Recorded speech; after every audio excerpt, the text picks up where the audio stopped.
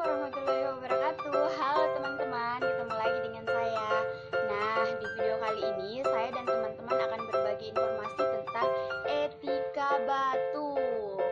Kenapa etika batuk itu penting? Agar supaya kita tidak mengeluarkan virus kepada orang-orang di sekitar kita. Bagaimana sih etika batuk yang baik dan benar? Ini dia. Pertama, ketika batuk atau bersin, tutup hidung dan mulut Anda dengan tisu.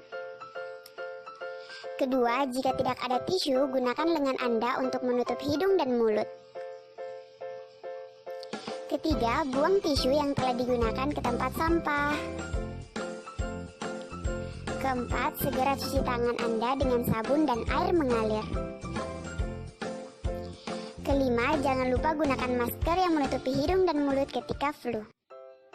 Nah, teman-teman sudah tahu kan bagaimana etika batuk yang baik dan benar? Jangan lupa diterapkan ya. Sampai jumpa. Wassalamualaikum.